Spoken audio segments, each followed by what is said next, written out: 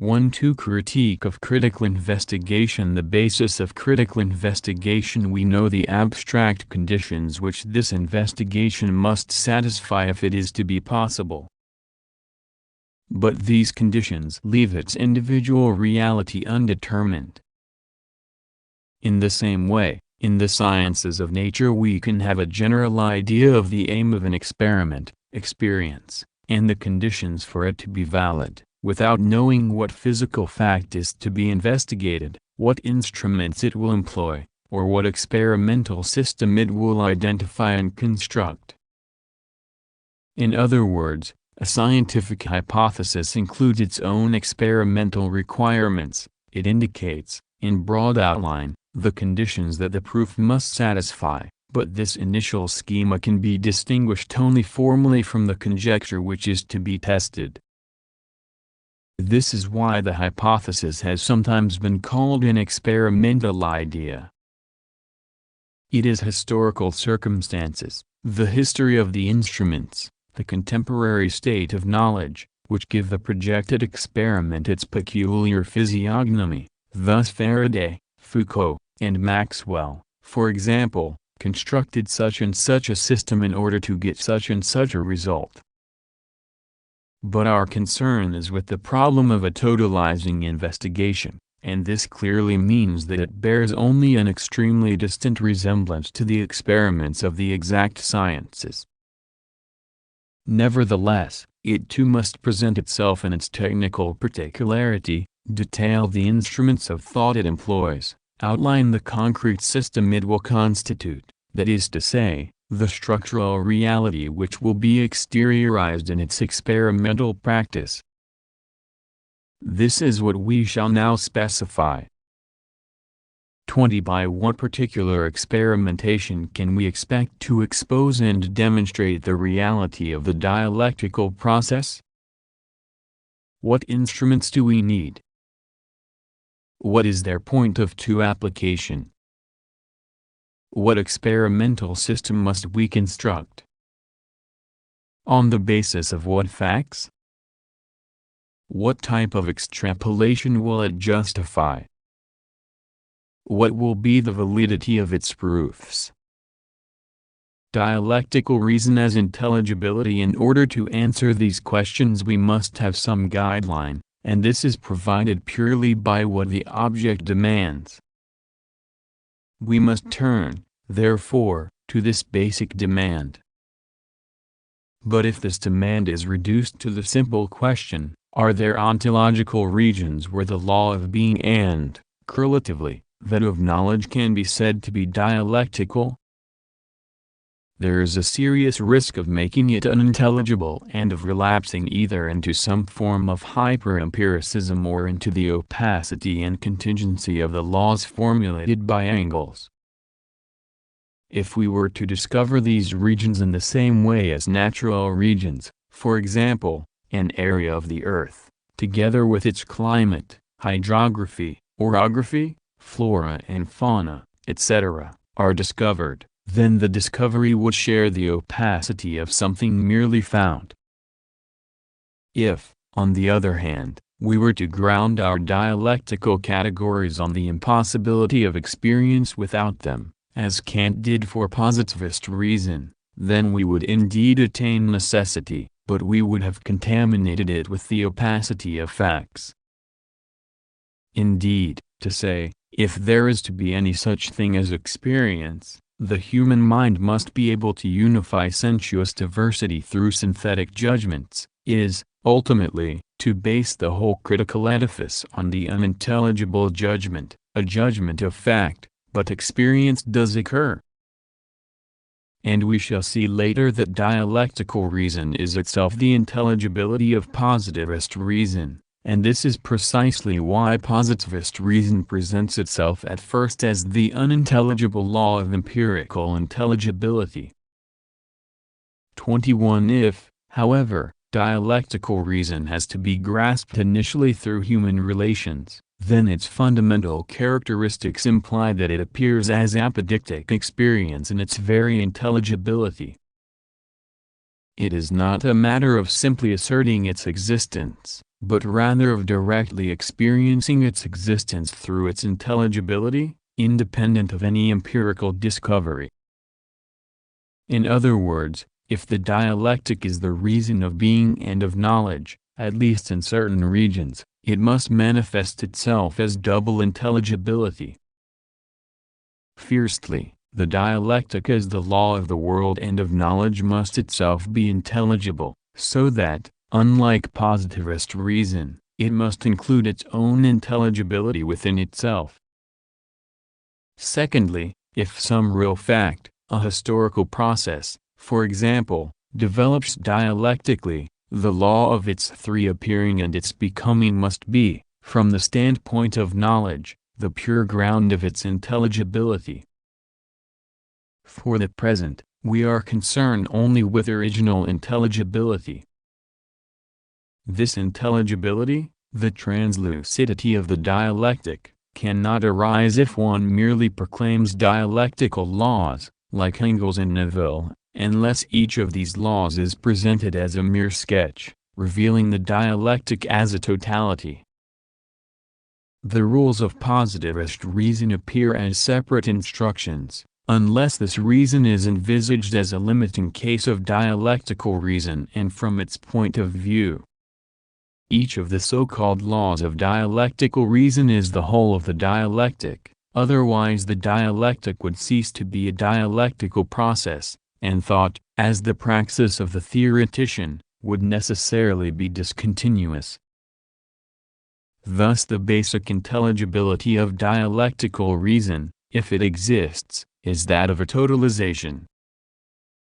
In other words, in terms of our distinction between being and knowledge, a dialectic exists if, in at least one ontological region, a totalization is in progress which is immediately accessible to a thought which unceasingly totalizes itself in its very comprehension of the totalization from which it emanates and which makes itself its object. It has often been observed that the laws stated by Hegel and his disciples do not at first seem intelligible. Taken in isolation, they may even seem false or gratuitous. Hippolyte has shown convincingly that the negation of the negation, if this schema is envisaged in itself, is not necessarily an affirmation. Similarly, at first glance, the opposition between contradictories does not seem to be necessarily the motive force of the dialectical process. Hamelin, for example, based his whole system on the opposition between contraries. Or, to give another example, it is difficult to see how a new reality, transcending contradictions while preserving them within itself, can be both irreducible to them and intelligible in terms of them. But, these difficulties arise only because the dialectical principles are conceived either as mere data or as induced laws, in short, because they are seen from the point of view of positivist reason in the same way as positivist reason conceives its own categories. Each of these so-called dialectical laws becomes perfectly intelligible when seen from the point of view of totalization. It is therefore necessary for the critical investigation to ask the fundamental question, is there a region of being where totalization is the very form of existence? Totality and totalization from this point of view, and before taking the discussion any further, we must make a clear distinction between the notions of totality and totalization. A totality is defined as a being which, while radically distinct from the sum of its parts, is present in its entirety, in one form or another, in each of these parts, and which relates to itself either through its relation to one or more of its parts or through its relation to the relations between all or some of them. If this reality is created, a painting or a symphony are examples. If one takes integration to an extreme, it can exist only in the imaginary, l'imaginaire, that is to say, as the correlative of an act of imagination. The ontological status to which it lays claim by its very definition is that of the in itself, the inert. The synthetic unity which produced its appearance of totality is not an activity, but only the vestige of a past action, just as the unity of a medallion is the passive remnant of its being struck. Through its being in exteriority, the inertia of the in itself gnaws away at this appearance of unity. The passive totality is, in fact, eroded by infinite divisibility. Thus, as the active power of holding together its parts, the totality is only the correlative of an act of imagination. The symphony or the painting, as I have shown elsewhere, are imaginaries projected through the set of dried paints or the linking of sounds which function as their analogon.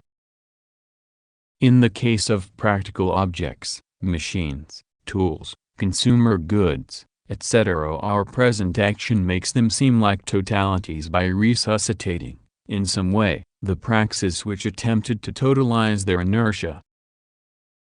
We shall see below that these inert totalities are of crucial importance and that they create the kind of relation between men which we will refer to, later, as the practical inert. These human objects are worthy of attention in the human world, for it is there that they attain their practical inert statute, that is to say, they lie heavy on our destiny because of the contradiction which opposes praxis, the labor which made them and the labor which utilizes them, and inertia, within them. But, as these remarks show, they are products, and the totality, despite what one might think, is only a regulative principle of the totalization, and all at once disintegrates into the inert ensemble of its provisional creations. If, indeed, anything is to appear as the synthetic unity of the diverse, it must be a developing unification, that is to say, an activity. The synthetic unification of a habitat is not merely the labor which has produced it, but also the activity of inhabiting it. Reduced to itself, it reverts to the multiplicity of inertia. Thus totalization has the same statute as the totality, for, through the multiplicities, it continues the synthetic labor which makes each part an expression of the whole and which relates the whole to itself through the mediation of its parts. But it is a developing activity, which cannot cease without the multiplicity reverting to its original statute. This act delineates a practical field which, as the undifferentiated correlative of praxis, is the formal unity of the ensembles which four are to be integrated. Within this practical field, the activity attempts the most rigorous synthesis of the most differentiated multiplicity. Thus, by a double movement, multiplicity is multiplied to infinity, each part is set against all the others and against the whole which is in the process of being formed, while the totalizing activity tightens all the bonds, making each differentiated element both its immediate expression and its mediation in relation to the other elements. On this basis, it is easy to establish the intelligibility of dialectical reason. It is the very movement of totalization. Thus, to take only one example, it is within the framework of totalization that the negation of the negation becomes an affirmation.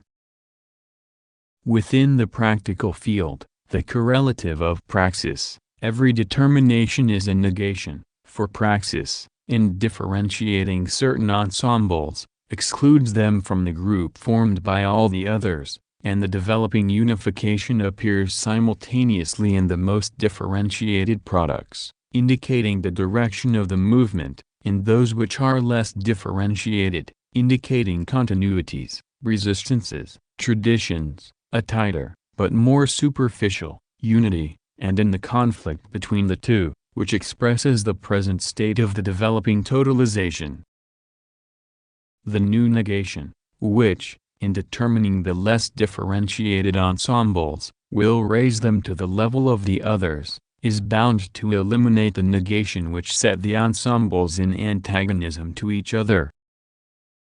Thus it is only within a developing unification, which has already defined the limits of its field, that a determination can be said to be a negation and that the negation of a negation is necessarily an affirmation. If dialectical reason exists, then, from the ontological point of view, it can only be a developing totalization, occurring where the totalization occurs, and, from the epistemological point of view, it can only be the accessibility of that totalization to a knowledge which is itself, in principle, totalizing in its procedures.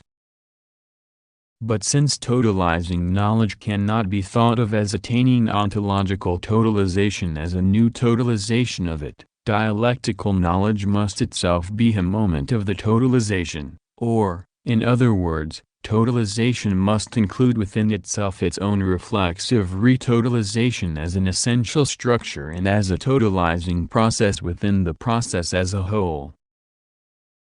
Critical investigation and totalization. Thus the dialectic is a totalizing activity. Its only laws are the rules produced by the developing totalization, and these are obviously concerned with the relation between unification and the unified. 22 That is to say, the modes of effective 5 presence of the totalizing process in the totalized parts. And knowledge, itself totalizing, is the totalization itself insofar as it is present in particular partial structures of a definite kind. In other words, totalization cannot be consciously present to itself if it remains a formal, faceless activity of synthetic unification, but can be so only through the mediation of differentiated realities which it unifies and which effectively embody it to the extent that they totalize themselves by the very movement of the activity of totalizing. These remarks enable us to define the first feature of the critical investigation. It takes place inside the totalization and can be neither a contemplative recognition of the totalizing movement, nor a particular, autonomous totalization of the known totalization.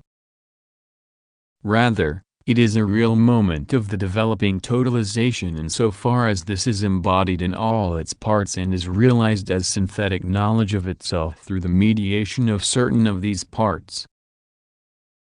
In practice, this means that the critical investigation can and must be anyone's reflexive experience. Critical investigation and action, but we must both deepen and delimit our terms. For when I say that the investigation must be reflexive, I mean that, in the particularity of its moments, it cannot be separated from the developing totalization any more than reflection can be distinguished from human praxis. I have shown elsewhere that reflection must not be conceived as a parasitical, distinct consciousness, but as the distinctive structure of certain consciousnesses. If a totalization is developing in a given region of reality, it must be a unique process occurring in unique conditions and, from the epistemological point of view, it will produce the universals which explain it and individualize them by interiorizing them. Indeed, all the concepts forged by history, including that of man, are similarly individualized universals and have no meaning apart from this individual process. The critical investigation can only be a moment of this process, or, in other words, the totalizing process produces itself as the critical investigation of itself at a particular moment of its development. And this critical investigation apprehends the individual movement through reflection, which means that it is the particular moment in which the act gives itself a reflexive structure. Thus the universals of the dialectic, principles and laws of intelligibility, are individualized universals. Attempts at abstraction and universalization can only result in schemata which are continually valid for that process. Later, we shall see how far formal extrapolations are conceivable, on the abstract hypothesis 6 that other, as yet unknown, ontological regions are also totalizations, but, at any rate, such extrapolations cannot claim to be knowledge in their only utility, if they are possible, is to throw more light on the particularity of the totalizing process where the investigation takes place. The problem of Stalinism. This makes clear how we are to understand the word anyone. If the totalization produces a moment of critical consciousness as the necessary incarnation of its totalizing praxis, then obviously this moment can only appear at particular times and places.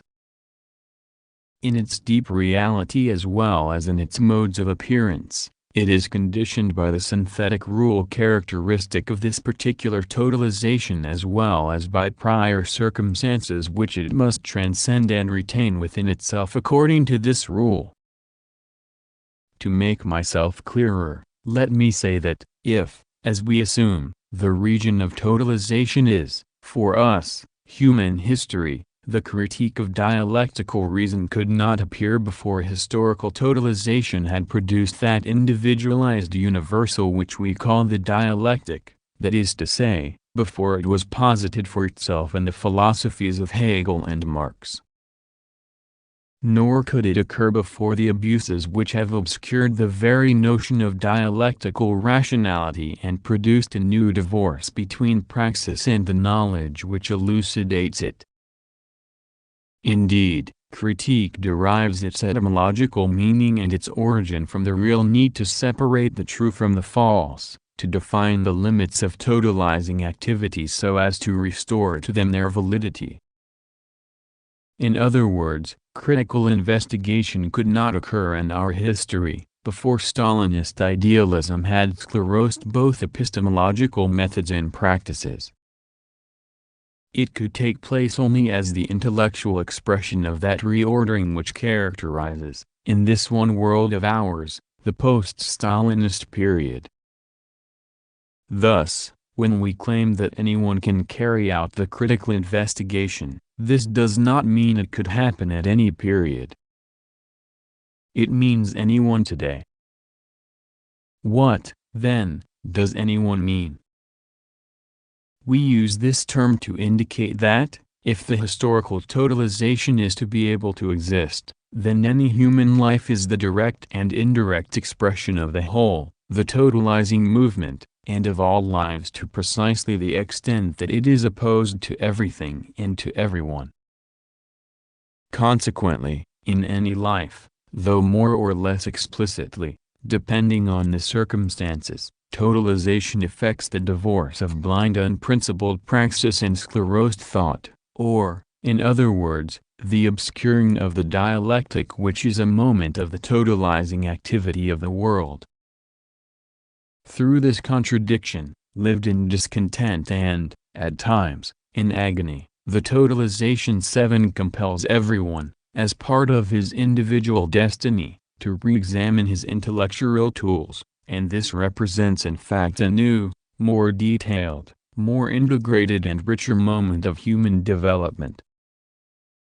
In fact, we are witnessing today the emergence of numerous attempts, all of them interesting and all of them debatable, including, of course, this one, to interrogate the dialectic about itself.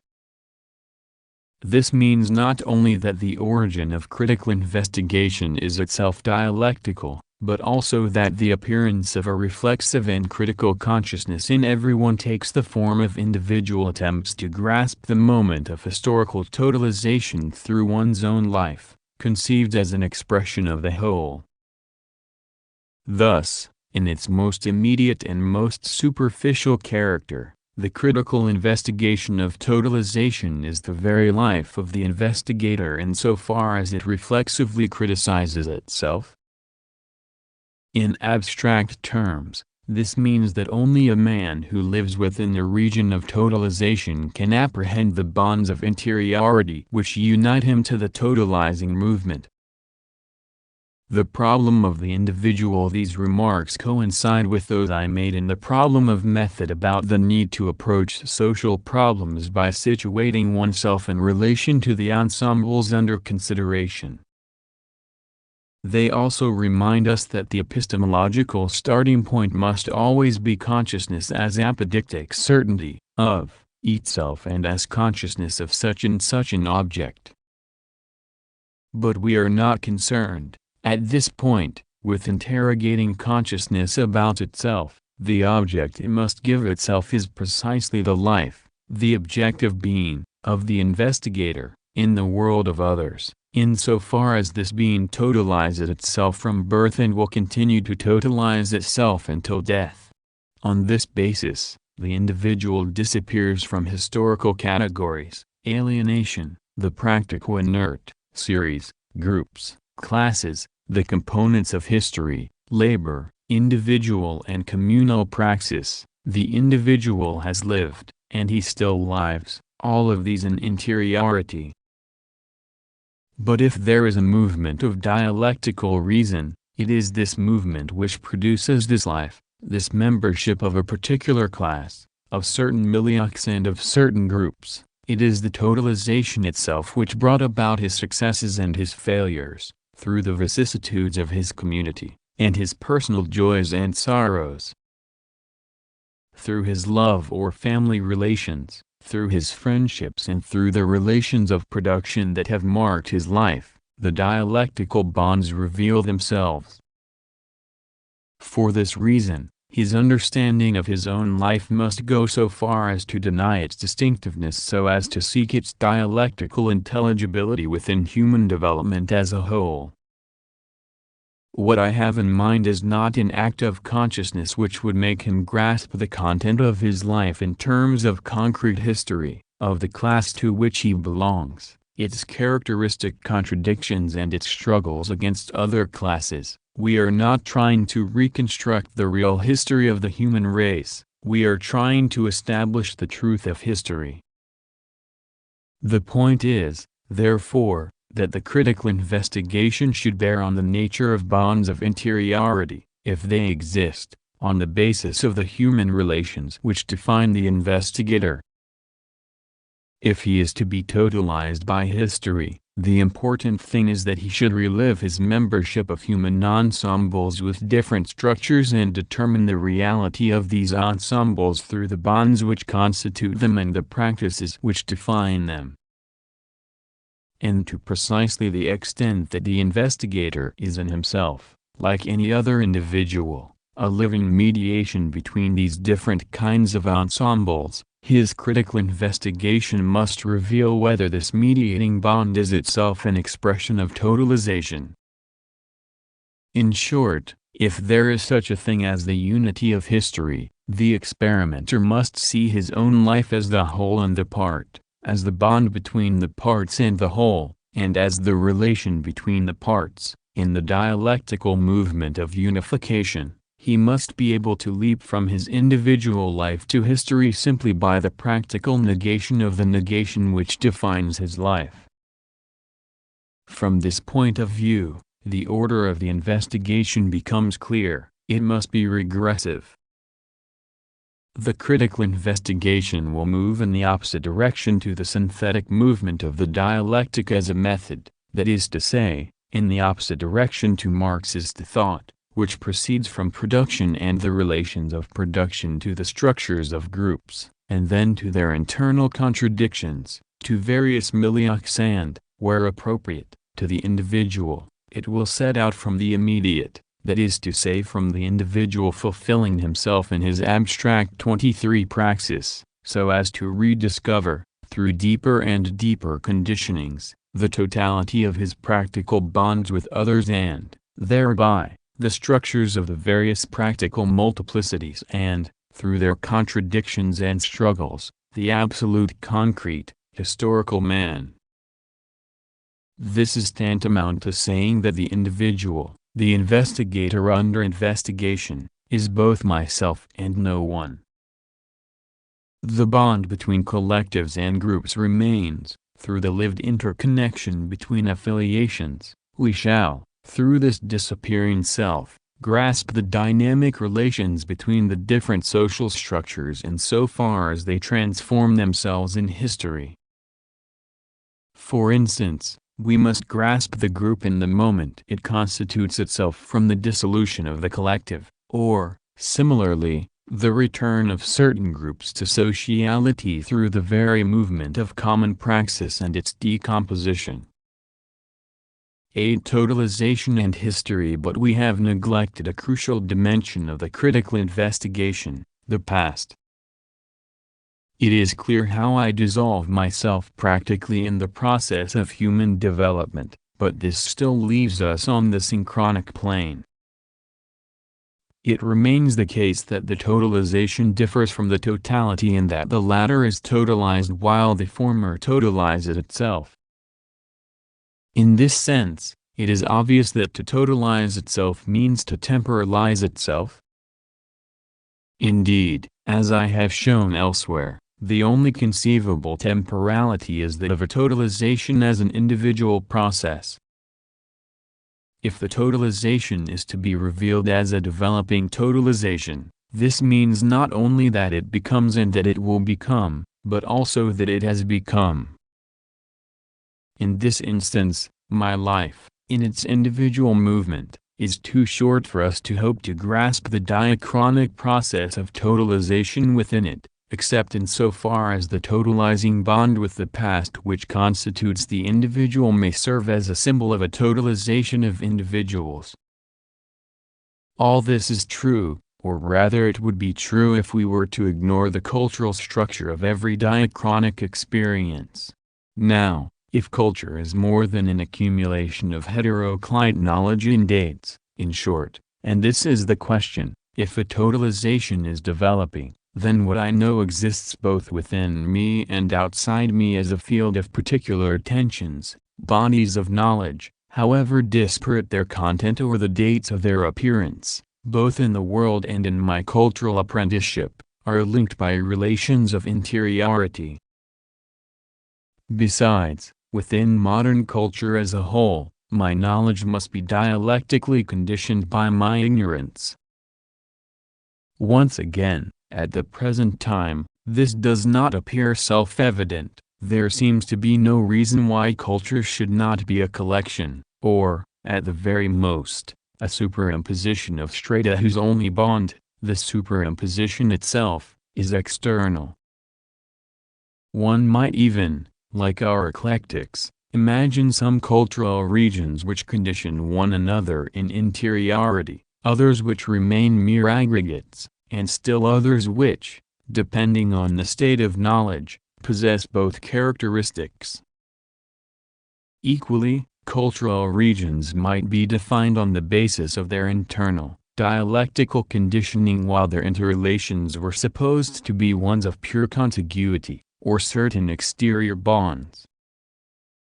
But if history is a totalization which temporalizes itself, culture is itself a temporalizing and temporalized totalization, despite the disparateness of my knowledge and perhaps of knowledge in general within the objective culture of this century. This problem must be resolved according to whether dialectical investigation is, or is not, possible.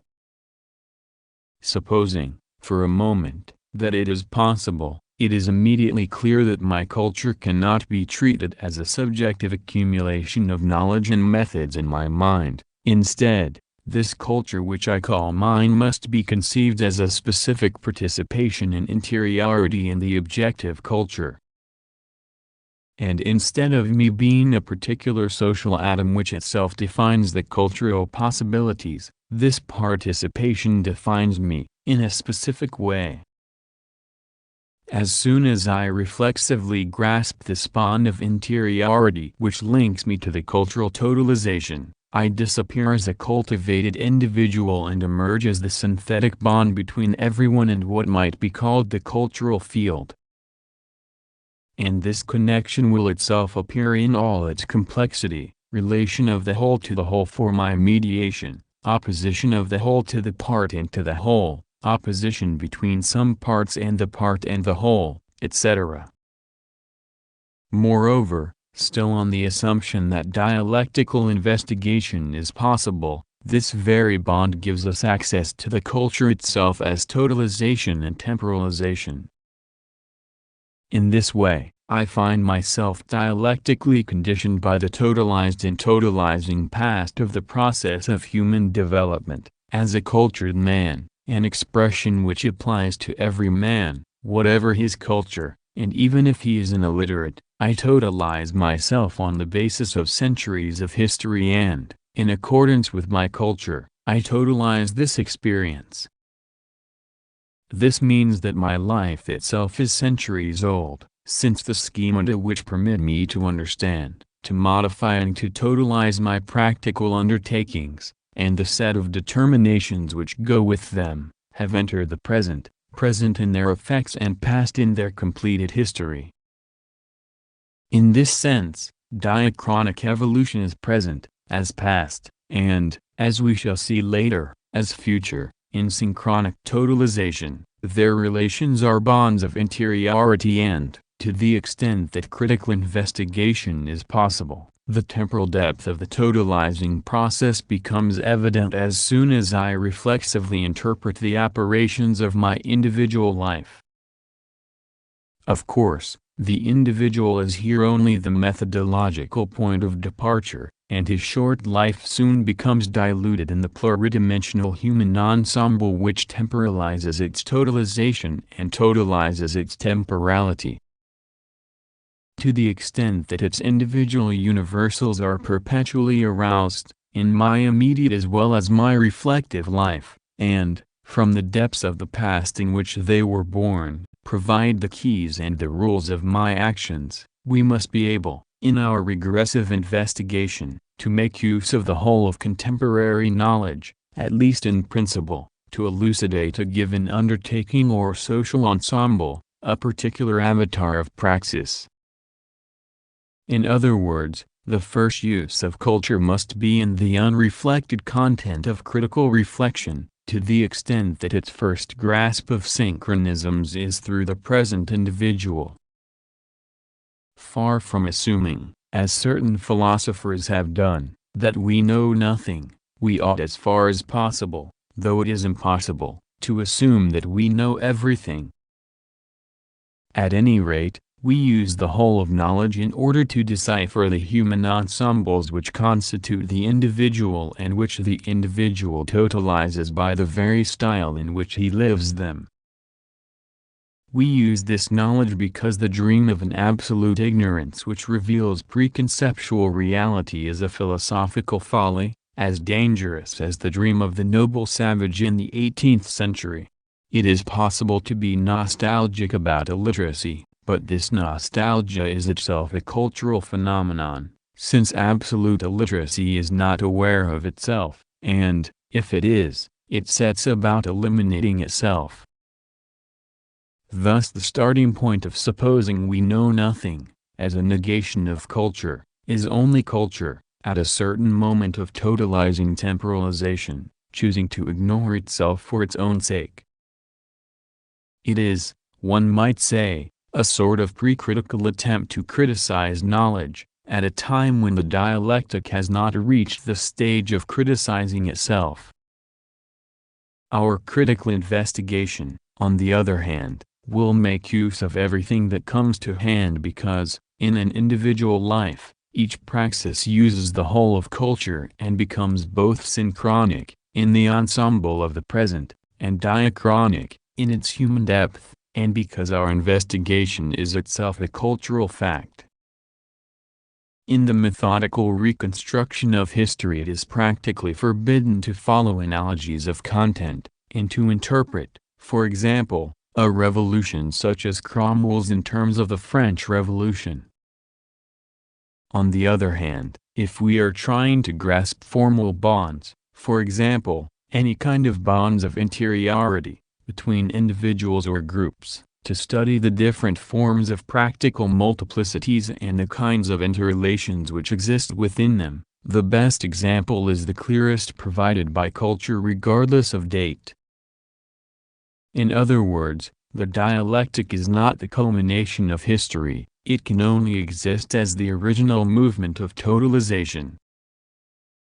Of course, the dialectic must in the first instance be the immediate, simple-lived praxis, and, insofar as it acts upon itself in the course of time so as to totalize itself, it discloses itself and progressively mediates itself through critical reflection. But for this reflection, by definition, The immediate no longer exists in relation to either present or past praxis.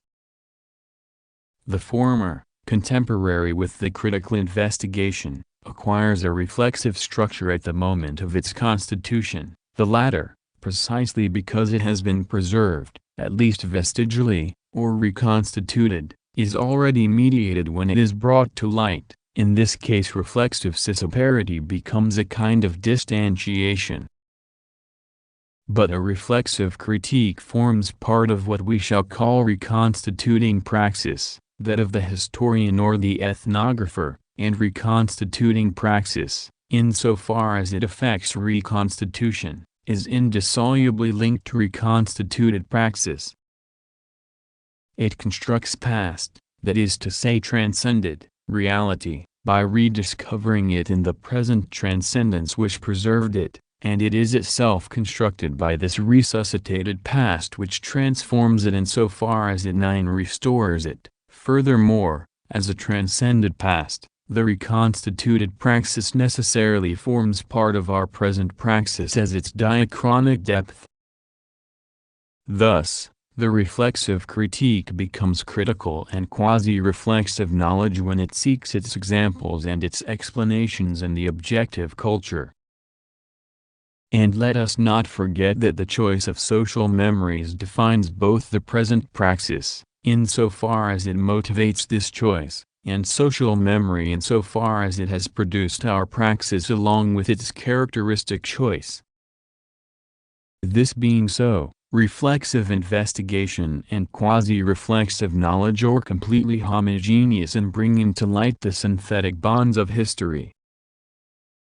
The content of these bonds, in its materiality, can be used only to distinguish and to differentiate. It must be recognized that a friendship in Socrates' time has neither the same meaning nor the same functions as a friendship today. But this differentiation, which completely rules out any belief in human nature, only throws more light on the synthetic bond of reciprocity, which will in any case be described below, an individualized universal, and the very foundation of all human relations. Bearing in mind these difficulties, we may select the best examples of this fundamental reciprocity from the past which we did not live, but which is nevertheless, through the medium of culture, completely ours.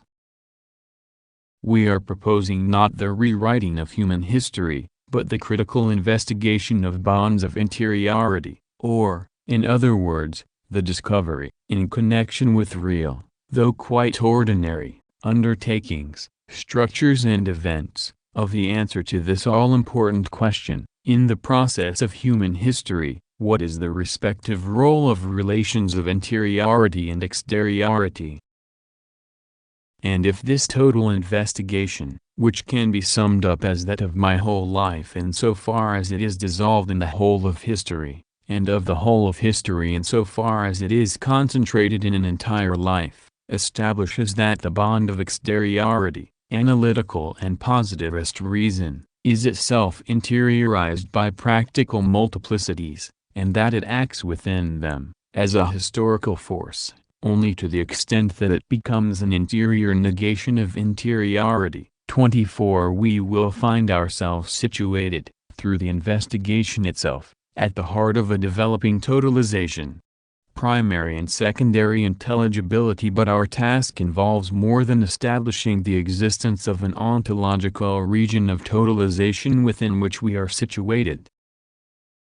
For if dialectical reason exists, the totalizing movement must, at least in principle, be intelligible to us everywhere and at all times. Sometimes our information may not be sufficient to make an event accessible to us, but even if this were usually so, intelligibility in principle would still have to be guaranteed by our investigation. This is a matter of secondary intelligibility. Primary intelligibility, if it is to be possible, that is to say, if there is such a thing as a totalizing temporalization, must, as we have seen, consist in reducing the laws of the dialectic to moments of the totalization. Instead of grasping certain principles within ourselves, a priori, that is to say, certain opaque limits of thought, we must grasp the dialectic in the object and understand it, to the extent that each of us, simultaneously individual and the whole of human history, produces it from this double point of view and is subject to it in producing it, as the totalizing movement. Secondary intelligibility, however, is not the translucidity of dialectical reason, it is the intelligibility of partial moments of the totalization, resulting from the totalization itself and its temporalization, that is to say, through the critical application of dialectical schemata. We have seen that dialectical reason, when applied to the sciences of nature, cannot be constitutive. In other words, it is no more than the empty idea of totalization projected beyond the strict and quantitative laws established by positivist reason.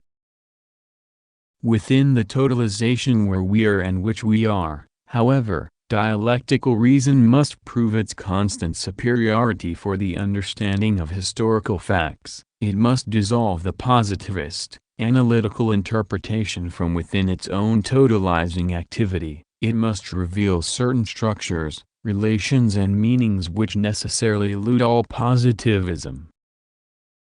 Moreover, in the limiting case of perfect information, the event itself must become transparent, that is to say, it must reveal itself as accessible only to dialectical reason. This means that the movement by which totalizing agents, in transcending their contradictions, produce new and irreducible moments of the totalization must present itself to us both as reality and as elucidation. In other words, if there is any such thing as dialectical reason, it must be defined as the absolute intelligibility of the irreducibly new, insofar as it is irreducibly new. It is the opposite of the positivist analytical enterprise of explaining new facts by reducing them to old ones. And, in a sense, the positivist tradition is so firmly anchored in us, even today, that the requirement of intelligibility may seem paradoxical. The new, insofar as it is new, seems to elude the intellect. The new quality is regarded as a brute factor. At best, its irreducibility is taken to be temporary, and analysis is expected to reveal old elements in it. But in fact it is man who brings novelty into the world. It is his praxis, at the level of perception, colors, odors, which, through the partial or total reorganization of the practical field, produces a new instrument in the new unity of its appearance and function. It is the praxis of users which, coordinated with that of producers, will maintain the tool in the human world and, through use, link together its so-called elements in such a way as to preserve its irreducibility, in relation to men. Human reality is a synthesis at the level of techniques, and at the level of that universal technique which is thought. This much is clear. It is also clear, and it will become clearer, that analytical reason is a synthetic transformation to which thought intentionally subjects itself. This thought must become a thing and control itself in exteriority in order to become the natural milieu in which the object under investigation defines itself in itself as conditioned in exteriority. In this respect, as we shall see in detail later, thought, when it makes itself into directed inertia in order to act on inertia, conforms to the rule of the practical organism at every level. But, while making itself the object of this transformation, thought also controls it and realizes it in connection with the inert system it is trying to study. It becomes the law of bodies in motion, at first as an indeterminate schema, and in order to become this specific law, or the rule of chemical combination, as the simple, a priori certainty that such combinations cannot be totalizations. Thus analytical reason, as the pure, universal schema of natural laws, is really only the result of a synthetic transformation or, so to speak, a particular practical moment of dialectical reason. This latter, like animal tools, uses its organic powers to make certain regions of itself into a quasi-inorganic residue, deciphering the inert by means of its own inertia. Scientific thought is synthetic in its internal movement, creation of experiments and hypotheses, and, in the case of the sciences of nature in their present state, analytical in its gnomic projection of itself. Its hypotheses are synthetic in virtue of their unifying function, y equals fx, and analytical in virtue of the dispersive inertia of their material content. If our experiment is a success, we shall see later that dialectical reason sustains, controls and constantly recreates positivist reason as its relation of exteriority with natural exteriority. But this positivist reason, produced like the chitinous carapaces of certain insects, has its foundation and intelligibility only in dialectical reason. If it is sometimes true and intelligible that an object gets its unity from exterior forces, and if these forces are themselves systematically conditioned by the indefinite exteriority of the universe, this is because man is part of this universe and is strictly conditioned by it, because all praxis, and consequently all knowledge, must unify molecular dispersal, either by constructing a tool, or by unifying social multiplicity within a group by interiorizing it. Thus the sciences of nature are analytical with respect to their content, whereas scientific thought is both analytical in its particular procedures and synthetic by virtue of its ultimate aims. But if there is such a thing as totalization, it would be wrong to suppose that the existence of organizing and creative thought is the unintelligible fact about the human race, or some kind of unconscious activity revealed only through the use of the methods and the knowledge of the natural sciences. To understand a mathematical or experimental proof is to understand the method and orientation of thought. In other words, it is to grasp both the analytical necessity of the calculations, as a system of equivalences, and so as the reduction of change to zero, and the synthetic orientation of these equivalences towards the creation of new knowledge. Indeed, even if a reduction of the new to the old were to be rigorously proved, the emergence of proved knowledge where before there was only a vague hypothesis which at any rate lacked truth, must be seen as an irreducible novelty in the order of knowledge and its practical applications.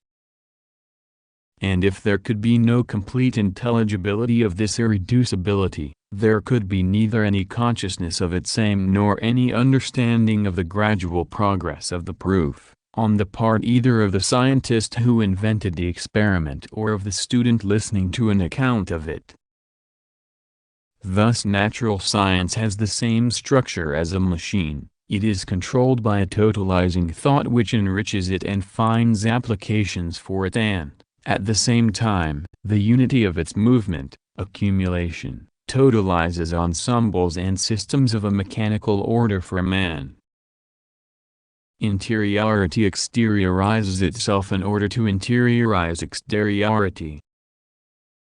The transparence of praxis, let us say, for the moment, of individual praxis, has its source in the indissoluble connection between negation, which totalizes in situation what it negates, and a project which defines itself in terms of an abstract and still formal whole which the practical agent projects into the future and which appears as the reorganized unity of the negated situation.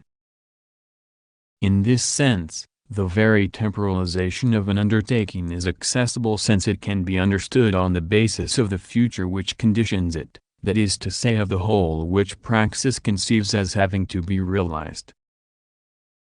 Thus in the very act of negating, negation creates a temporary totality, it totalizes before becoming partial.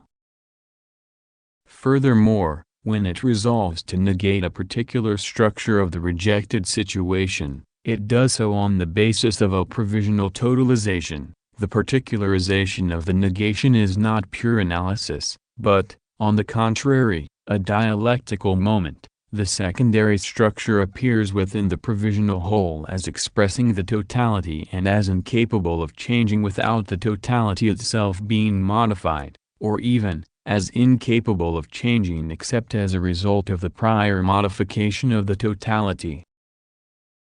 This unification, in fact, and the discovery which is effected in the totalized field, is intelligibility in the first instance, insofar as human praxis, transparent to itself as the unity in act either of the rejection or of a project, defines its own practical understanding as the totalizing grasp of a unified diversity. To understand, for a technician, is to see the whole, the entire functioning of a machine to be repaired, for example, and to search for the particular structures which obstruct its functioning on the basis of this overall function.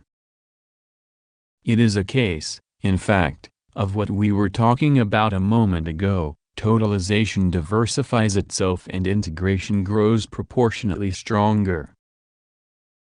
But it is also a movement from the future, for example, the machine in working order, towards the past. Repairing something means grasping its integrity both as a temporal abstract and as the future state which is to be reconstituted. On this basis, all the activities of a practical agent are to be understood through the future as a perpetual retotalization of the provisional totality. And the ensemble of these moments, themselves retotalized by the temporalization, is in fact original intelligibility, for the practical agent is transparent to himself as the unifying unity of himself and his environment. In this sense, the new is immediately intelligible to him in his activity itself, insofar as this activity produces it, not insofar as it comes from outside, since, for the practical agent, it is nothing but his own practical unity insofar as he constantly produces it outside himself as the mark of an ever deeper diversity. Thus dialectical intelligibility rests on the intelligibility of every new determination of a practical totality, insofar as this determination is nothing other than the preservation and the totalizing transcendence of all previous determinations, and insofar as this transcendence and preservation are explicable by a totality which has to be realized. 25. These remarks do not prejudge the outcome of the critical investigation which we are about to undertake. They merely indicate its intention. It is possible that, on some plane, individual praxis is transparent to itself and that, in this transparence, it provides the model and the rules of full intelligibility, but this still has to be proved. It is also conceivable, at least hypothetically, that human thought, insofar as it is itself praxis and a moment of praxis, is fundamentally the understanding of novelty, as a perpetual reorganization of the given in accordance with acts explicable by their end. 26. But it is clear that this straight line which intersects a circle at any given point must also intersect it at another point. The child or the untutored person will grasp this truth on the basis of the circle itself. He will say of the line drawn on the blackboard, since it enters the circle it must come out. A mathematician will not be satisfied with this naive certainty, he requires a proof. This is partly for all the well-known reasons which make geometry rigorously systematic, and which imply that a proposition can be integrated into the system only if it is demonstrated, that is, proved according to the proper rules of geometry. But it is also, and above all, because proof is analytic whereas the intuitive certainty which I have described is dialectical. The circle as sensible object is eliminated, relegated to the background, and replaced by one of its properties. There is a point inside the circle equidistant from every point on the circle. All points on the circle are equidistant from a point called the center. Let us take a point and baptize it center. It is connected to a given line by a line segment baptized radius. Then one can prove that there is another point on the line which can be connected to the center by a segment equal to the first. The actual proof does not concern us here, though we shall come back to it when we discuss necessity. What is important for us now is that the proof destroys the sensible and qualitative unity of the circle gestalt in favor of the inert divisibility of geometrical loci. The gestalt now exists only to the extent that it is compressed into implicit knowledge. All that remains is exteriority, that is to say, the residue of the generative movement. The circle gestalt, in contrast, is much more than a sensible form. It is an organizing movement which has been going on since the very conception of the figure, and which the eye constantly recreates. This enables us to see that this human determination of spatial indifference is practical, or rather that it is abstract praxis including within itself all the practices of enclosure. Similarly, the line in question is no longer a set of particular points, it is a movement, the shortest path between 2 points, and thus both a charting of the route and a strict law of a given movement. These considerations enable us to understand the dialectical intelligibility of the theorem under consideration. The circle, as the abstract idealization of enclosure, confines. The straight line, as the idealization of a disciplined journey, shatters obstacles in its path. Or, if it could not shatter them, it would mark time before a rampart or a hill, and it would have to demolish the wall or bore a tunnel. But since we are concerned with an infinite journey, and so one without any real obstacles, we immediately see, in the geometrical diagram, that the line has arrived outside the circular enclosure and, in short, we grasp its movement only on the basis of points not represented on the blackboard or the sketch, and which are implicit in what we see as the destiny, the direction, the future of the line. But, to the extent that this infinitely distant future is already present in the perception of the straight line, what we see of it is already left behind what we cannot see of it.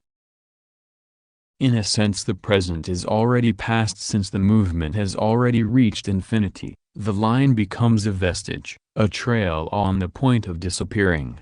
Thus we see it, in the upper right-hand corner of the blackboard, for example, taking off into the sky.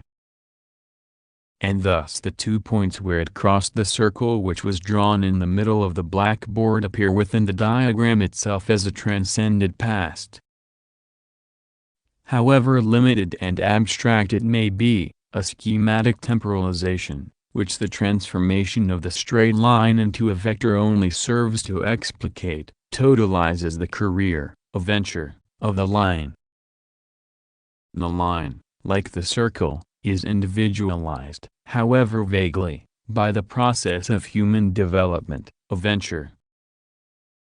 And when we encounter this movement crossing a closed curve, we are really re-encountering it. The straight line has already reached infinity when we see it cut the circle. And indeed the encounter with this double organization is a new piece of knowledge. But here intelligibility originates in the intuitive apprehension of 2 contradictory practices, for example, an enclosure and a rail, one of which dominates the other by submitting to its law.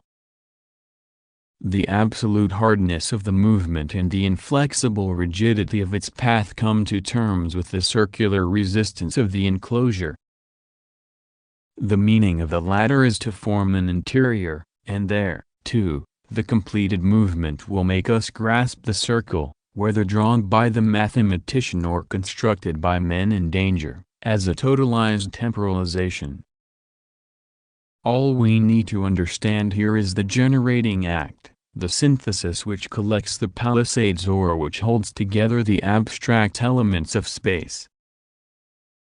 The new is the trace left by a totalizing temporalization on the absolute, inert dispersal which represents space. It is intelligible insofar as the dispersive inertia which it collects itself adds nothing to it and is only the congealed reproduction of the generating act. At every point on the curve, the circle is both in the process of being formed and already finished. At every point on the curve, the movement to be made, the rule of construction, is understood on the basis of the movement already accomplished, the temporalized totality of the synthesis, and conversely, the new opacity of sensible determination is dissolved in the rule which produces it. It becomes, at each point, the sketch of the movements past and future. As for the relationship between the straight line and the closed curve, it appears here as a temporal and quasi-particularized process. It is the synthesis of two contradictory and already executed sets of instructions. The closed curve resists exteriority, and doubly so, it presents a barrier to every exterior force, and within this barrier it encloses an interiority. But the straight line which crosses it, when it breaks down the barrier, finds itself subjected to the law of interiority. It must return to the exterior out of which it came, following the rule which defines its movement. Thus the entry of the movement demands its exit because the entry has transformed it into a determination of the interiority of the circle. But conversely, the straight line realizes the exteriority of the interior content by crossing the curve. Thus it is this new organization which provides the practical intelligibility of the geometrical process by realizing, through us and through the movement which we recreate, the exteriorization of the interior, the action of the line on the circle, and the interiorization of the exterior. The line makes itself interior in order to traverse the obstacle, it conforms to the structures of the circle. But this synthesis of contradictories in its transcended novelty, is decoded on the basis of future totalizations, that is to say, on the basis of operations which are performed through the mere indication that they must be. If we examine this extremely simple case closely, it is clear that sensible intuition is simply the generative act which produces the two spatial determinations, insofar as the agent understands his partial operation in terms of a double total praxis: draw the line, close the circle.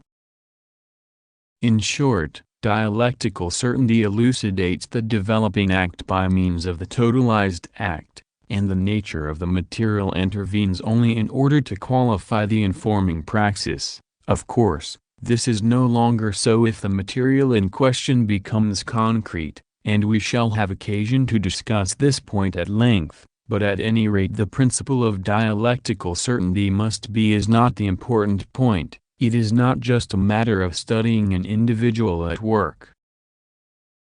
A critique of dialectical reason must concern itself with the field of application and the limits of this reason. If there is to be any such thing as the truth of history, rather than several truths, even if they are organized into a system, our investigation must show that the kind of dialectical intelligibility which we have described above applies to the process of human history as a whole, or, in other words, that there is a totalizing temporalization of our practical multiplicity and that it is intelligible, even though this totalization does not involve a grand totalizer. It is one thing to claim that individuals, possibly social atoms, totalize dispersals through their very existence, but individually and each within the private region of his work, and it is quite another to show that they totalize themselves, intelligibly, without for the most part showing any concern about it. The plan of this work if history is totalization and if individual practices are the sole ground of totalizing temporalization, it is not enough to reveal the totalization developing in everyone, and consequently in our critical investigations, through the contradictions which both express and mask it. Our critical investigation must also show us how the practical multiplicity, which may be called men or humanity according to taste, realizes, in its very dispersal, its interiorization. In addition, we must exhibit the dialectical necessity of this totalizing process. Indeed, the multiplicity of dialectical agents, that is, of individuals producing a praxis, seems at first sight to involve a second-order atomism, through the multiplicity of totalizations. If this were so, we should return on a new level, to the atomism of analytical reason. But since our starting point is individual praxis, we must carefully follow up every one of those threads of Ariadne which lead from this praxis, to the various forms of human ensembles, and in each case we shall have to determine the structures of these ensembles, their real mode of formation out of their elements, and finally their totalizing action upon the elements which formed them. But it will never be sufficient to show the production of ensembles by individuals or by one another, nor, conversely, to show how individuals are produced by the ensembles which they compose. It will be necessary to show the dialectical intelligibility of these transformations in every case. Of course, this is a matter of formal intelligibility. By this I mean that we must understand the bonds between praxis, as self-conscious, and all the complex multiplicities which are organized through it and in which it loses itself as praxis in order to become praxis process. However, and I shall have occasion to repeat this still more emphatically, it is no part of my intention to determine the concrete history of these incarnations of praxis. In particular, as we shall see later, the practical individual enters into ensembles of very different kinds, for example, into what are called groups and what I shall call series. It is no part of our project to determine whether series precede groups or vice versa, either originally or in a particular moment of history. On the contrary, as we shall see, groups are born of series and often end up by serializing themselves in their turn. So the only thing which matters to us is to display the transition from series to groups and from groups to series as constant incarnations of our practical multiplicity, and to test the dialectical intelligibility of these reversible processes. In the same way, when we study class and class being, lettre de classe, we shall find ourselves drawing examples from the history of the working class. But the purpose will not be to define the particular class which is known as the proletariat. Our sole aim will be to seek the constitution of a class in these examples, its totalizing, and detotalizing, function and its dialectical intelligibility, bonds of interiority and of exteriority, interior structures, relations to other classes, etc. In short, we are dealing with neither human history, nor sociology, nor ethnography. To parody a title of Kant's, we would claim, rather, to be laying the foundations for prolegomena to any future anthropology. If our critical investigation actually yields positive results, we shall have established a priori, and not, as the Marxists think they have done, a posteriori, the heuristic value of the dialectical method when applied to the human sciences, and the necessity, with any fact, provided it is human, of reinserting it within the developing totalization and understanding it on this basis. Thus the critical investigation will always present itself as a double investigation. If totalization exists, the investigation will supply us with, on the one hand, and in the regressive order, all the means brought into play by the totalization, that is to say the partial totalizations, detotalizations and retotalizations in their functions and abstract structures and, on the other hand, It must enable us to see how these forms dialectically generate one another in the full intelligibility of praxis. Moreover, insofar as our investigation proceeds from the simple to the complex, from the abstract to the concrete, from the constituting to the constituted, we must be able to settle, without reference to concrete history, the incarnations of individual praxis, the formal structural conditions of its alienation 27 and the abstract circumstances which encourage the constitution of a common praxis. This leads to the principal divisions of this first volume, the constituent dialectic, as it grasps itself in its abstract translucidity and individual praxis, finds its limit within its own work and is transformed into an anti-dialectic. This anti-dialectic, or dialectic against the dialectic of passivity, 28 must reveal series to us as a type of human gathering and alienation as a mediated relation to the other and to the objects of labor in the element of seriality and as a serial mode of coexistence. 29 At this level we will discover an equivalence between alienated praxis and worked inertia, and we shall call the domain of this equivalence the practical inert. And we shall see the group emerge as a second type of dialectical gathering, in opposition both to the practical inert and to impotence. But I shall distinguish, as will be seen, between the constituted dialectic and the constituent dialectic to the extent that the group has to constitute its common praxis through the individual praxis of the agents of whom it is composed. Therefore, if there is to be any such thing as totalization, the intelligibility of constituted dialectical reason, the intelligibility of common actions and of praxis process, must be based on constituent dialectical reason, the abstract and individual praxis of man at work. Within the context of our critical investigation, we shall be able at this point to define the limits of dialectical intelligibility and, by the same token, the specific meaning of totalization. It may then appear that realities such as class, for example, do not have a unique and homogeneous kind of being, but rather that they exist and they create themselves on all levels at once, through a more complex totalization than we expected, since the anti-dialectic must be integrated and totalized, but not destroyed, by the constituted dialectic which, in turn, can totalize only on the basis of a constituent dialectic. At this level, it will become evident that the regressive investigation has reached bedrock.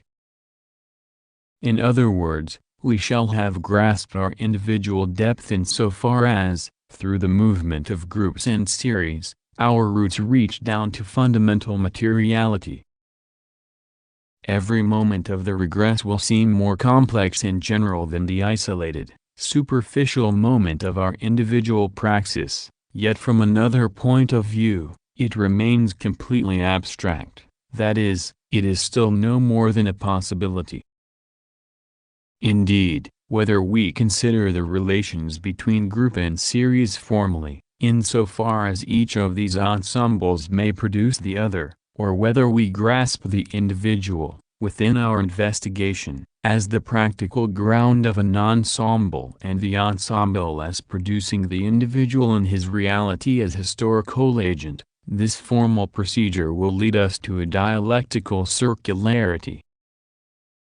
This circularity exists, it is even, for Engels as much as for Hegel, characteristic of the dialectical order and of its intelligibility.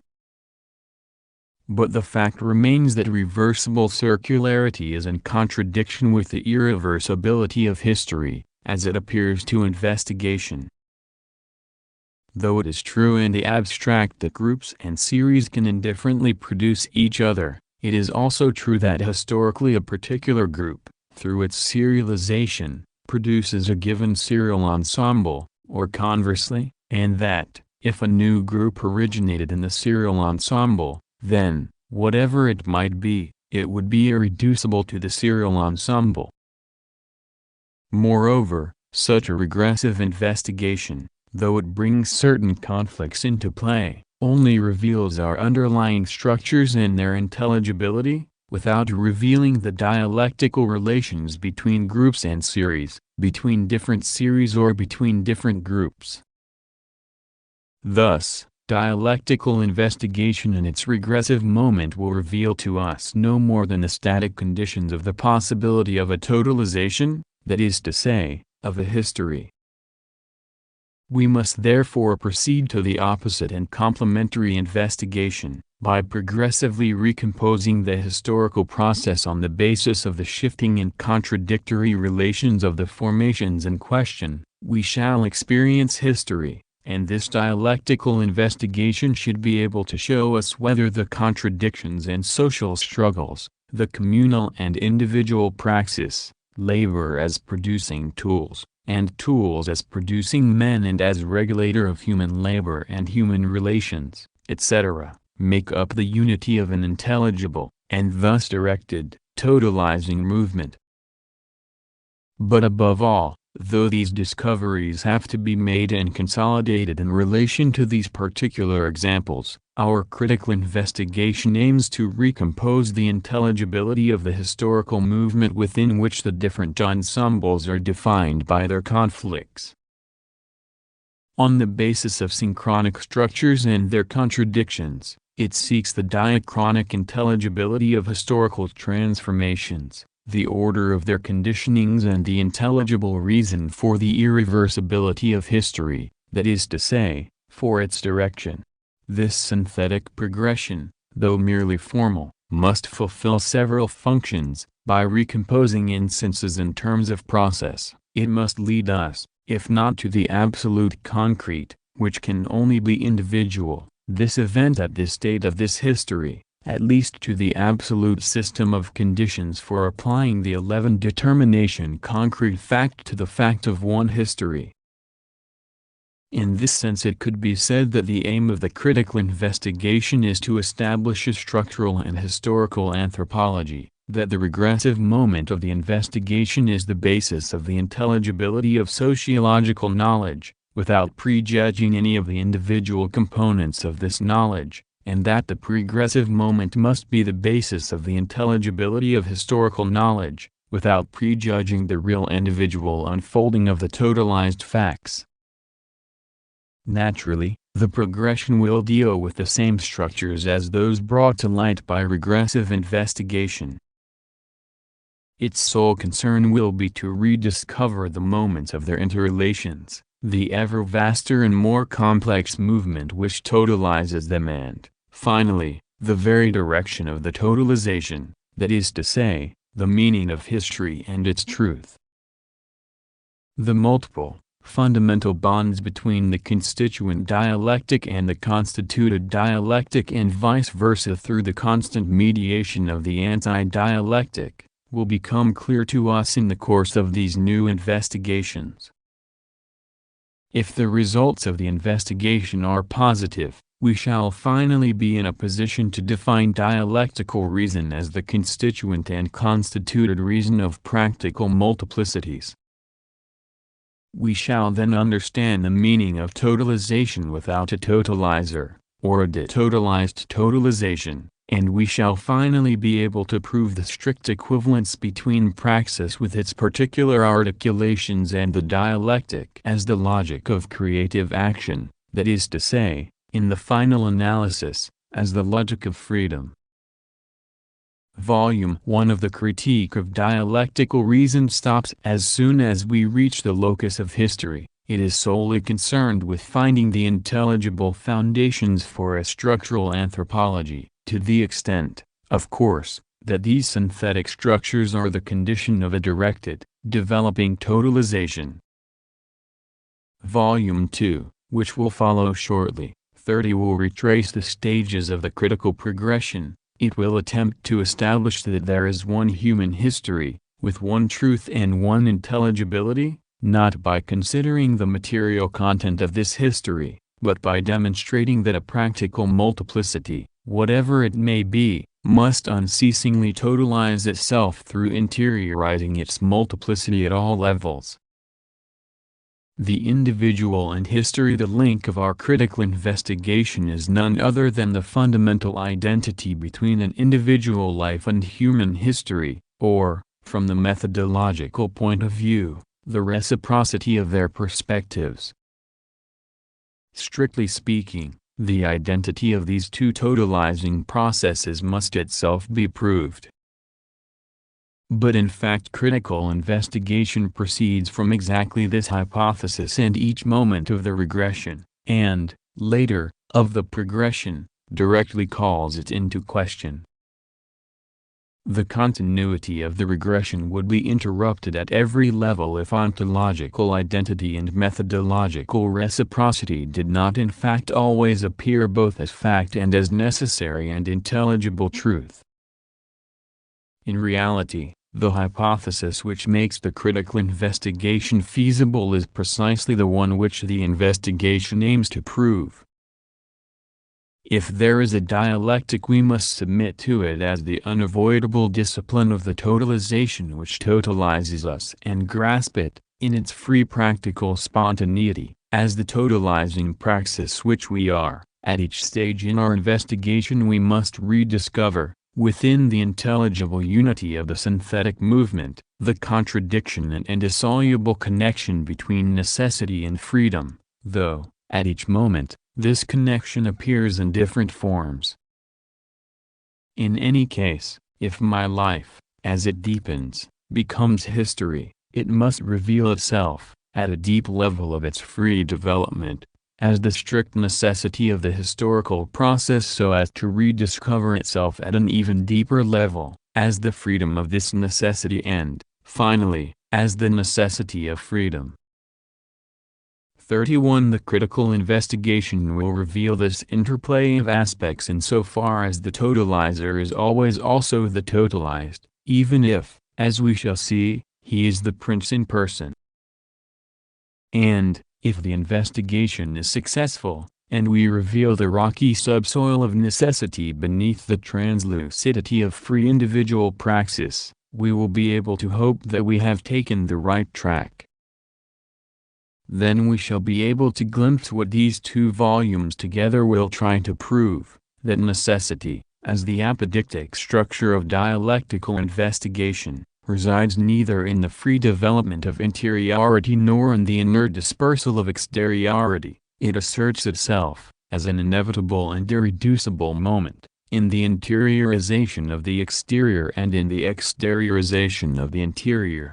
This double movement will be that of our entire regressive investigation. A thorough examination of individual praxis will show us that it interiorizes the exterior, in delimiting, through action itself, a practical field, but conversely, we shall grasp in the tool and in objectification through labor an intentional exteriorization of interiority, of which a seal is both the symbol and the example. Similarly, the movement by which the practical life of the individual must, in the course of the investigation, dissolve itself into sociological or historical totalizations, does not preserve the translucid interiority of the totalizing agent in the new form, which appears as the objective reality of life, series, group, system, process. To put it more vividly if less precisely, it is initially within itself that free subjectivity discovers its objectivity as the intelligible necessity of being a perspective within totalizations which totalize it, which integrate it in synthetic developing forms. Subjectivity then appears, in all its abstraction, as the verdict which compels us to carry out, freely and through ourselves, the sentence that a developing society has pronounced upon us and which defines us a priori in our being. This is the level at which we shall encounter the practical inert. However, it must be understood that praxis presupposes a material agent, the organic individual, and the material organization of an operation on and by matter. Thus we shall never find men who are not mediated by matter at the same time as they mediate different material regions. A practical multiplicity is a certain relation of matter to itself through the mediation of the praxis which transforms the inert into worked matter, just as the collection of objects which surrounds us imposes its mediation on the practical multiplicity which totalizes us.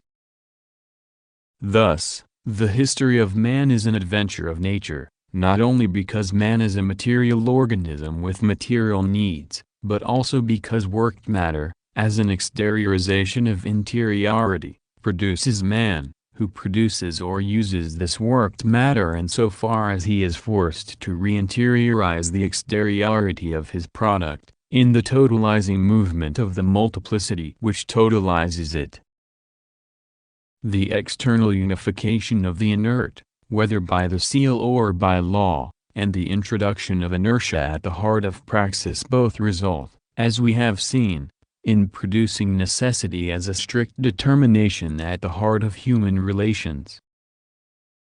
And the totalization which controls me, insofar as I discover it within my free-lived totalization, only takes the form of necessity for two fundamental reasons. First, the totalization which totalizes me has to make use of the mediation of inert products of labor. Second, a practical multiplicity must always confront its own external inertia, that is to say, its character as a discrete quantity. We shall see that the interiorization of number is not always possible and that, when it does take place, quantity produces in each member of a group a thick layer of inertia, exteriority within interiority, though it is lived dialectically in interiority.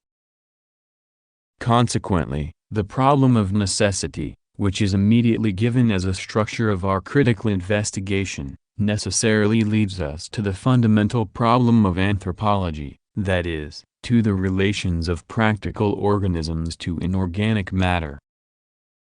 We must never lose sight of the fact that exteriority, that is to say, quantity, or, in other words, nature, is, for every multiplicity of agents, a threat both from without and from within. We shall see its role in the antidialectic, and that it is both the permanent means and the profound occasion for totalization. We shall also see that it is the essence of man in the sense that essence, as transcended past, is inert and becomes the transcended objectification of the practical agent, thus producing within everyone and within every multiplicity the continually resolved and constantly renewed contradiction between man as producer and man as product. 32 In the second volume we will 12 also learn that exteriority is the inert motive force of history and that it is the only possible basis for the novelty which places its seal on it and which it preserves both as an irreducible moment and as a memory of humanity.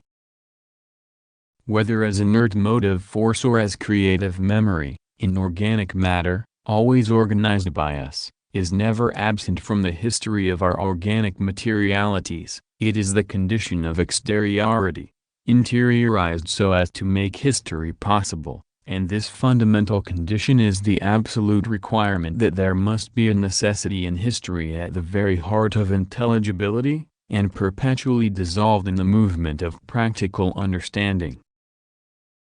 33 Thus, our critical investigation must present us with apodicticity as the indissoluble unity, at every totalizing and totalized level, of the organic and the inorganic through all the forms that this connection can assume, from the presence of the inorganic within the organism itself and all around it, up to and including the organization of the inorganic and the presence of number as pure exteriority within number interiorized by organized practical multiplicity. It is in this way that we rediscover the schema of the critical investigation. In the regressive moment, we shall find the constituent dialectic, the anti-dialectic and the constituted dialectic. And in the moment of synthetic progression, we shall trace the totalizing movement which integrates these three partial movements within a total totalization. On this basis we shall be able to put the question of possibility in history, and, in general, in praxis, and of historical necessity in its true light. It is thus in this progressive moment that we shall finally understand our original problem: what is truth as the praxis of synthetic unification, and what is history? Why is there such a thing as human history, ethnography having acquainted us with societies with no history? And what is the practical meaning of historical totalization insofar as it can reveal itself today to a totalizing and totalized agent situated within history and development? Intellection and comprehension. The close connection between comprehension, la comprehension, as I defined it in the problem of method 34, and intellection, l'intellection, as we must be able to define it if there is such a thing as dialectic, will no doubt have been noticed. Comprehension is simply the translucidity of praxis to itself, whether it produces its own elucidation in constituting itself, or recognizes itself in the praxis of the other. In neither case, the comprehension of the act is affected by the produced or reproduced act, and the teleological structure of the activity can only be grasped within a project which defines itself by its goal, that is to say, by its future, and which returns from this future in order to elucidate the present as the negation of the transcended past. From this point of view, every praxis is a partial retotalization of the practical field, insofar as this is defined by its negation, the first internal totalization effected by the agent or the practical multiplicity, and it is because my life is a perpetual, horizontal and vertical, retotalization that I have access to the other's present on the basis of his future. Now, dialectical intelligibility is, as we have seen, defined by the degree of transparency of the developing totalization, and the practical agent can temporalize an intelligible certainty only insofar as, situated within this totalization, he is himself both totalizing and totalized. It might seem, therefore, that intellection is only another word for comprehension, in which case it would seem to be useless. However, it is usual to oppose intellection, restricted to the processes of analytical reason, to comprehension, which occurs only in the human sciences. This distinction, however commonplace, is quite meaningless. There is no such thing as intelligibility in the sciences of nature. When praxis puts its seal on a region of the exteriority of inertia, it produces and reveals necessity in the form of the impossibility that the facts in question should be other than they are, and as we have seen, reason then makes itself into a system of inertia in order to rediscover sequences in exteriority, and in order both to produce and to discover necessity as their sole exterior unity.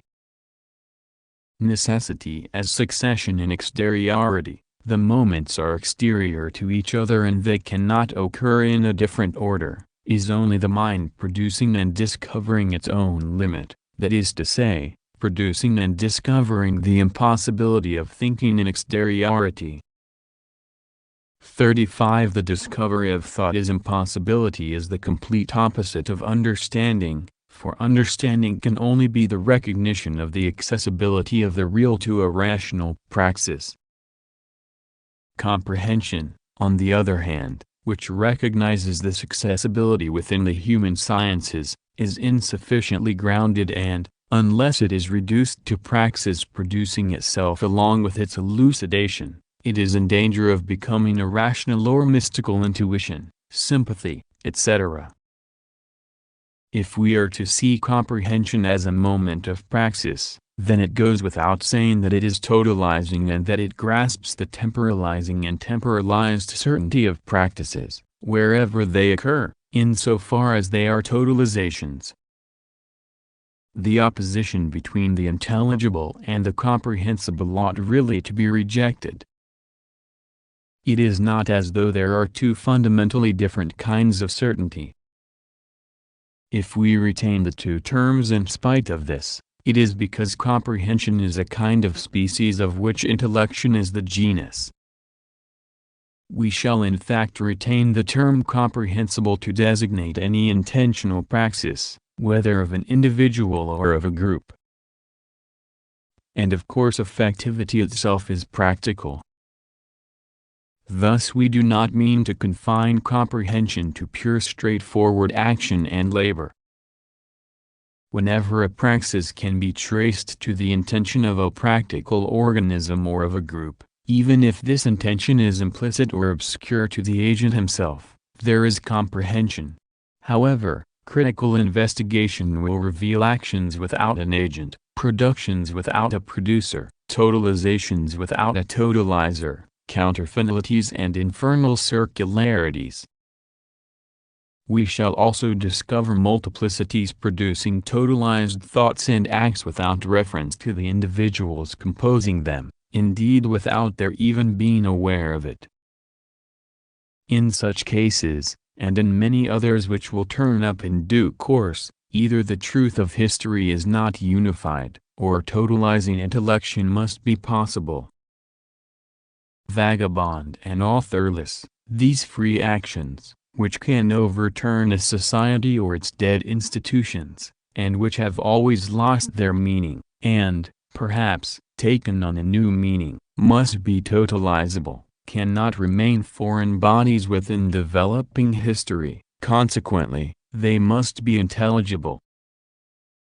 Intellection, being more complex, must be able to grasp, on the basis of the developing totalization, the source of such things, the reasons, within history, for their inhumanity and for their accessibility, as such, to a totalizing anthropology. It must see them arise and dissolve themselves in the unity of a dialectical process, that is, in direct connection with praxis itself and as the transitory exteriority of an interiority.